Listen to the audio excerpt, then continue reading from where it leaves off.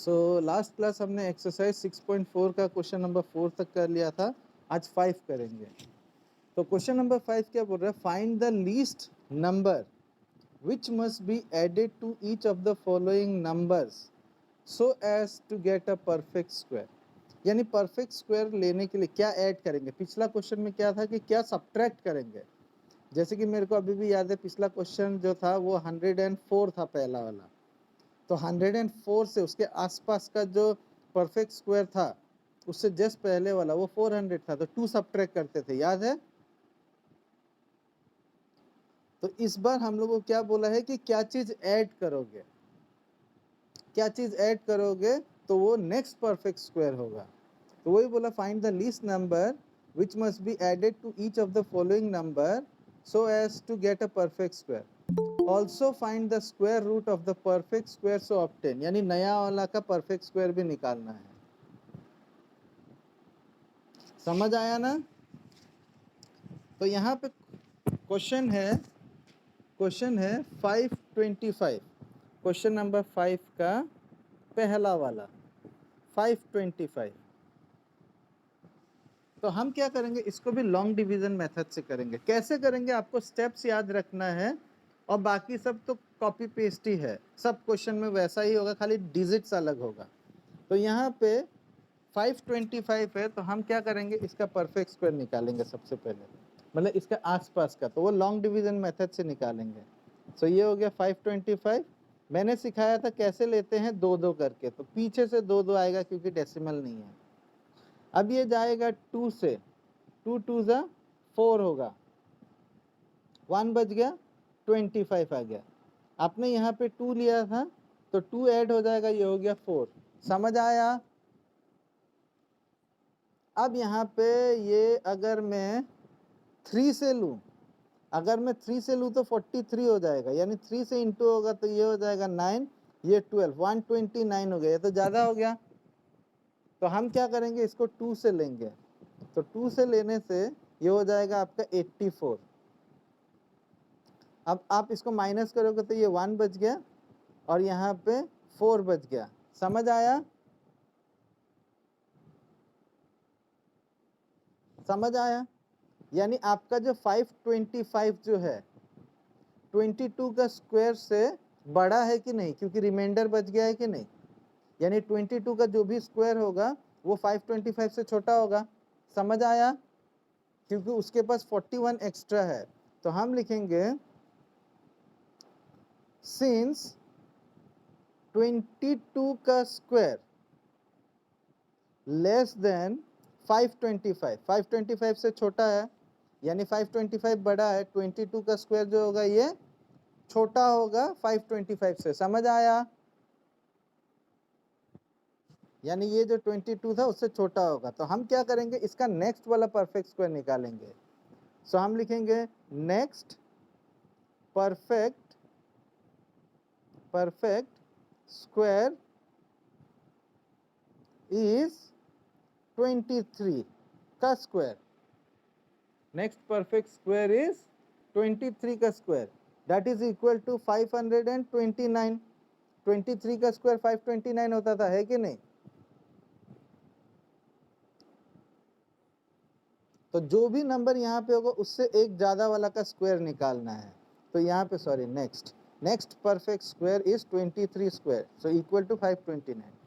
अब यहाँ पे हमको पता है कि हमारे पास 525 है और नेक्स्ट परफेक्ट स्क्वायर है 529, यानी कितना प्लस करना चाहिए था, हमारे पास 525 है, यानी उसमें और 4 प्लस कर देने से 529 आएगा कि नहीं। तो हम यहाँ पे लिखेंगे so the number to be added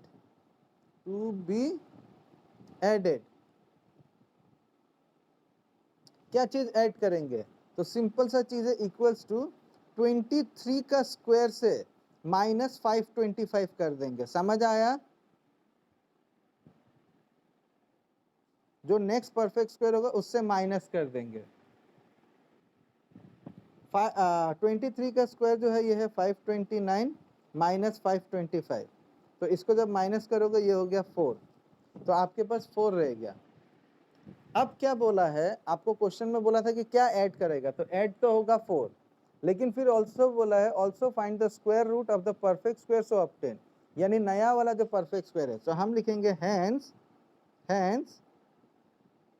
नया वाला क्या होगा 529, क्योंकि उसमें प्लस करने के बाद 4 प्लस करने के बाद 525 में 4 प्लस करने के बाद 529 होगा। समझ आया? तो 529 का हो गया 23। सिंपल सा चीज है, ठीक है। तो एक और दिखा दे रहा हूं मैं, नंबर 3 दिखा दे रहा हूं, नंबर 3 दिखा दे रहा हूं। तो यहाँ पे है 552, नहीं क्या है 252। तो ये रहा 252। तो हम क्या करेंगे, इसका भी लॉन्ग डिवीजन कर लेंगे। 252 का लॉन्ग डिवीजन कर लेंगे, ये दो एक साथ होगा, ये अकेला, तो ये 1 से जाएगा, 1 जा, यहाँ पे 1 बच गया 52। आपने 1 लिया था तो 1 प्लस हो जाएगा यानी 2 हो गया, ठीक है। अब क्या से लेने से फायदा होगा हमारा, तो अगर मैं 6 से लूँ तो ज़्यादा हो जाएगा, तो मैं क्या करूँगा 5 से लूँगा। 5 से लेने से 125 आएगा। अगर मैं 6 से लूँ तो ज़्यादा हो जाएगा, ठीक है। जैसे कि अगर मैं 26 लूँ, यानी 6 से इंटू करेंगे, 6 6 जा 36 कैरी 3, 6 2 जा 12 15 156, यहाँ पे 152 है कि नहीं, तो ज़्यादा हो गया, तो इसीलिए मैंने 5 से लिया।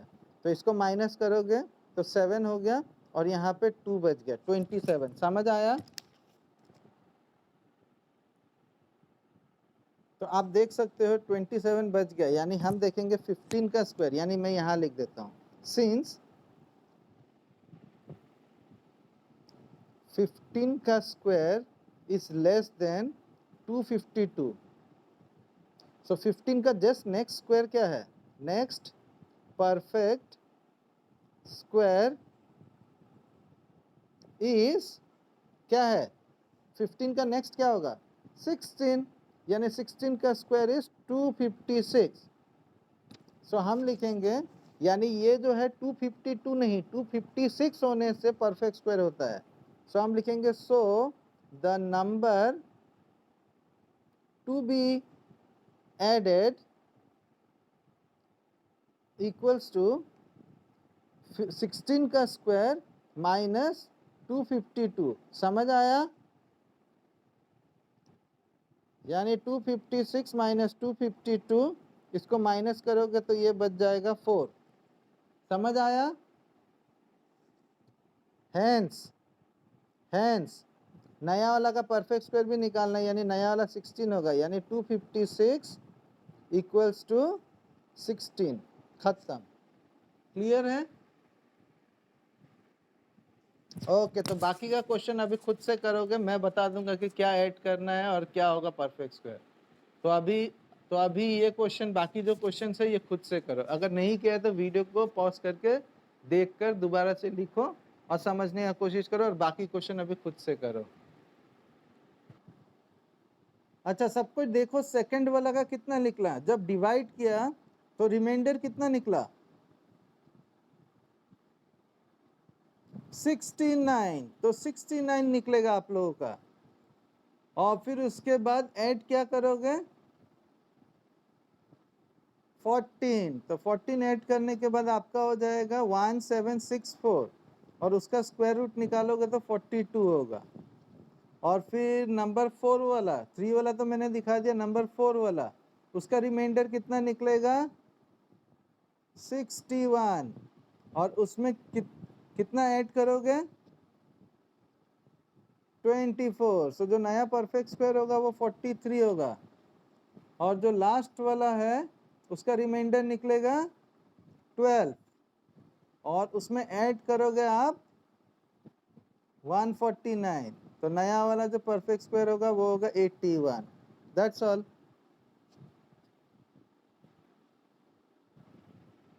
ओके, तो अभी हम लोग नेक्स्ट क्वेश्चन में जाते हैं, नंबर 6 में।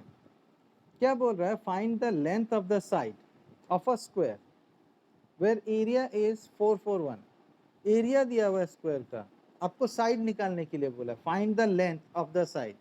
यानी हम लोग लिखेंगे, लिखो number 6, area of a square, area of a square, area of a square equals to 441 meter square. अब एरिया दिया हुआ है, आप लोगों को पता है एरिया ऑफ अ स्क्वायर क्या होता है, फॉर्मूला पता है ना, एरिया ऑफ अ स्क्वायर क्या होता है, side square. Area of a square होता है साइड स्क्वायर, यानी area of a square side square, या फिर साइड इनटू साइड जो आप लोग बोलते हो, तो साइड स्क्वायर इक्वल्स टू 441। समझ आया? अब याद रखना, यहाँ पे अगर कोई चीज स्क्वायर में होता है तो वो वहां जाकर रूट ओवर हो जाता है। ये चीज मैंने पहले भी बताया है जहां तक मेरे को याद आ रहा है। तो ये रूट ओवर यहाँ पे हो जाएगा, ये हो गया 441। अब आपको पता है 441 किसका परफेक्ट स्क्वायर है, 441 जो है किसका परफेक्ट स्क्वायर है, 21।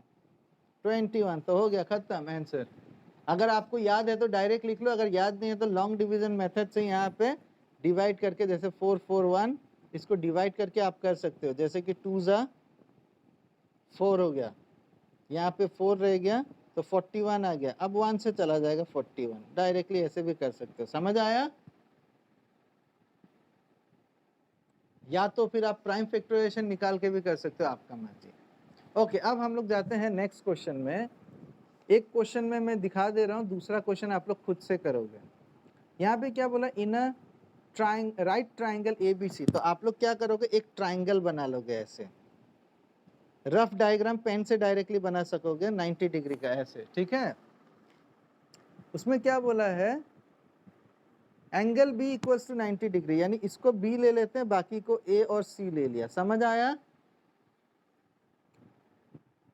अब क्या बोला है, पहला क्वेश्चन में क्या बोला है, 7 का ए में ए बी जो है 6 है, तो आप देख सकते हो ये ए बी, तो ये हो गया 6 सेंटीमीटर, और बी सी जो है ये है, तो ये हो गया 8 सेंटीमीटर। आपको ए सी निकालना है, ठीक है। तो हम लोग लिखेंगे क्वेश्चन नंबर 7 का ए, यहाँ पे आप लोग लिख लोगे angle B equals to 90 degree, A B equals to 6 centimeter and B C equals to 8 centimeter. कोई डाउट? ओके, अब देखो यहाँ पे ये एक राइट एंगल ट्राइंगल है। राइट एंगल ट्राइंगल में याद रखना कि अगर कोई दो साइड दिया रहता है, एक राइट एंगल ट्राइंगल में अगर कोई दो साइड दिया रहता है, तो हम थर्ड साइड को निकाल सकते हैं by using Pythagoras theorem. Pythagoras theorem इस्तेमाल करते हैं। तो हम लिखेंगे in triangle ABC, Pythagoras theorem आप लोगों को याद है, कभी सुना है पाइथागोरस थ्योरम, क्लास 7 में भी मिला है। इसमें इसमें बहुत सारा बच्चा लोग इस तरीका से बोलता है कि sir A B square plus B C square is equal to A C square, या तो फिर बोलता है sir A square plus B square plus C square. कभी भी आप लोग ऐसे मत बोलना, जब भी बोलोगे तो आप लोग इस तरीका से बोलोगे, hypotenuse square equals to base square plus perpendicular square, ठीक है। या तो फिर आप लोग बोल सकते हो base square plus perpendicular square is equal to hypotenuse square, आप ऐसे भी बोल सकते हो। या फिर आप बोल सकते हो पहले परपेंडिकुलर फिर बाद में बेस और फिर हाइपोटेन्यूस स्क्वायर, या तो फिर आप हाइपोटेन्यूस को पहले लिखो, बाकी बेस को बाद में लिखो, परपेंडिकुलर, मतलब किसी से भी लिखो, फॉर्मूला एक ही है। समझ आया?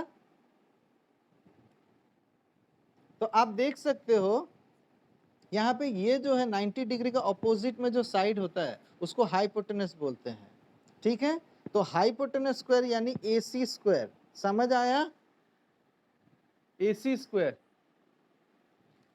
Hypotenuse square equals to base square यानी A B square plus B C square, bracket में रीजन लिखोगे by Pythagoras theorem.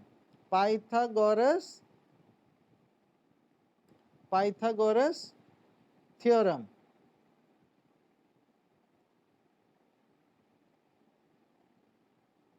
Theorem, Pythagoras theorem. अब उसके बाद AC आपको नहीं पता, तो AC AC ही रहेगा। AB कितना है 6 है, तो 6 का स्क्वायर प्लस BC कितना है 8 है, तो 8 का स्क्वायर। तो यहाँ पे हो जाएगा AC स्क्वायर, 6 का स्क्वायर कितना होता है 36, 8 का स्क्वायर कितना होता है 64। अब दोनों को प्लस कर देंगे, तो प्लस कर दिया तो ये हो गया AC square is equal to 100 हो गया। अब आप लोगों को मैंने पहले भी सिखाया कि यहाँ पे अगर कोई चीज स्क्वायर होता है तो वहां जाने से क्या होगा स्क्वायर रूट हो जाएगा, यानी ये 100 हो गया। आप लोगों को पता है 100 का स्क्वायर क्या होता है, स्क्वायर रूट 100 का स्क्वायर रूट क्या होता है, आप लोगों को याद करने बोला था 10 होता है, बस हो गया। ठीक है, निकल गया हमारा आंसर। ओके, अब नेक्स्ट क्वेश्चन जो है उसमें भी राइट एंगल ट्राइंगल ही है, 90 डिग्री बी पे है, इसको ए मान लिया, इसको सी मान लिया। अब देखो नेक्स्ट वाला बी में क्या दिया हुआ है, कितना कितना दिया हुआ है, AC जो है 13 है, AC जो है 13 सेंटीमीटर है, और क्या दिया हुआ है BC 5 है, यानी ये BC जो है ये 5 सेंटीमीटर है। तो आप लोग गिवन में लिख सकते हैं angle B is equal to 90 degree, AC is equal to 13 centimeter, BC is equal to 5 centimeter. समझ आया, लिख लो। उसके बाद फिर लिखेंगे इन ट्राइंगल ABC ले लिया, फिर से वही फॉर्मूला अप्लाई करेंगे। यहाँ पे हाइपोटेनस कौन सा है, हाइपोटेनस का नाम क्या है यहाँ पे देखो, जैसे हमने पिछला क्वेश्चन में लिखा था ना, तो हाइपोटेनस जो है वो है AC, यानी AC square equals to AB square plus BC square, और ब्रैकेट में आप लोग लिखोगे बाय पाइथागोरस थ्योरम। समझ आया, ब्रैकेट में आप लोग लिखोगे पाइथागोरस थ्योरम। अब AC का वैल्यू है 13, तो हम लोग यहाँ पे 13 पुट कर देंगे, 13 का स्क्वायर इक्वल्स टू AB हमको नहीं पता तो AB रह जाएगा, प्लस BC है 5, सो 5 का स्क्वायर। अब 13 का स्क्वायर कितना होता है आप लोगों को याद करने के लिए मैंने बोला था, तो 13 का स्क्वायर 169, AB स्क्वायर तो AB स्क्वायर, और 5 का स्क्वायर होता है 25। ये 25 इधर आ जाएगा, नंबर एक तरफ आता है आप लोगों को पता है, तो ये इधर आ जाएगा तो माइनस हो जाएगा, 169 माइनस 25, AB स्क्वायर वहीं रह गया। ठीक है, अब इसको जब आप माइनस करोगे तो आप देखोगे 144 मिला, यानी AB स्क्वायर। Any doubt? अब ये स्क्वायर जो है इस साइड जाने से क्या होगा स्क्वायर रूट हो जाएगा, यानी square root 144 equals to AB। अब इसको हम लोग लिख सकते हैं AB इक्वल्स टू 144 का स्क्वायर रूट क्या होता है 12 सेंटीमीटर, यानी 12 सेंटीमीटर हो गया। क्लियर है, तो ये लिख लो, अगर नहीं हुआ है तो वीडियो को पॉज करके लिख लेना। अब बाकी का जो 2 क्वेश्चन है वो मैं नहीं कराने वाला, मैं समझा दूंगा, वो आप लोग खुद से करोगे। यहाँ पे क्या बोल रहा है, a gardener has 1000 plants, 1000 plants है उसके पास। He want to plant this in such a way that the number of rows and number of columns remain same, यानी जितना रो होगा उतना कॉलम होगा, यानी 10 रो है तो 10 कॉलम होगा, हर एक में 10 10 10 10 10 10 करके प्लांट लगेगा। समझ आया? तो आपको बोल रहा है find the minimum number of plants he needed more. More का मतलब होता है ज्यादा, ज्यादा का मतलब होता है प्लस, यानी उसको और कितना प्लांट चाहिए होगा, यानी प्लस। प्लस वाला मैंने सिखाया था आप लोगों को ना, क्वेश्चन नंबर 6 सिखाया था, नहीं क्वेश्चन नंबर 5 सिखाया था ना कि कैसे ऐड करना है, तो वैसे ऐड करके करना होगा। तो करो खुद से, करो इसको खुद से। तो इस क्वेश्चन को आप लोग वो एडिशन वाला करके करो, ठीक है, जैसे कि कितना क्या नंबर इसमें ऐड करोगे। तो आपको क्या करना है, परफेक्ट स्क्वायर निकालना है। इसका निकालने के बाद आप देखोगे कि जो रिमाइंडर होगा, जितना रिमाइंडर होगा उसका नेक्स्ट वाला आपको क्या है, क्या चाहिए, उससे फिर 1000 को माइनस करो, आपको मिल जाएगा, ठीक है। और क्वेश्चन नंबर 9 जो है, क्वेश्चन नंबर 9 भी एक बार समझ लो, उसके बाद दोनों एक साथ करना। There are 500 children in a school. 500 children हैं. For a PT drill, they have to stand in such a manner that the number of rows is equal to number of columns. यानी रो और कॉलम इक्वल होना चाहिए. How many children would be left out in this arrangement? कितना बच्चा रह जाएगा? तो आप देखो, सिंपल सा चीज है, इसमें सब्ट्रैक्ट करना पड़ेगा. कितना बच्चा रह जाएगा यानी कितना को निकालेंगे, यानी माइनस करना है. यानी हमने सब्ट्रैक्शन वाला क्वेश्चन किया था कि what number should be subtracted from this to obtain a perfect square, वो वाला मेथड इस्तेमाल करना है. तो आप देख सकते हो इसके आसपास 500 के आसपास वाला नंबर कौन सा है, मतलब उसके पहले 500 से पहले वाला नंबर क्या है, परफेक्ट स्क्वायर. 500 से जस्ट पहले वाला नंबर क्या होता है, 484 होता है. 484 होता है कि नहीं, 24 नहीं, हाँ 422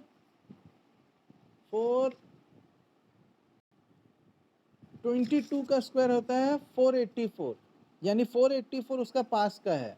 अगर 23 अगर आप देखोगे 23 का स्क्वायर हो गया 525, यानी वो तो ज़्यादा हो गया. तो 500 में से कितना बच्चा कम करेंगे हम लोग, हमारे पास है 484, यानी हम लोगों को 16 स्टूडेंट कम करना होगा. तो वही बोला है how many children would be left out, so 16 रह जाएगा. तो इसमें आपको सब्ट्रैक्ट करना, तो सब्ट्रैक्शन वाला मेथड इस्तेमाल करना. ओके, सो आज के लिए यहीं पे रखेंगे. Thank you.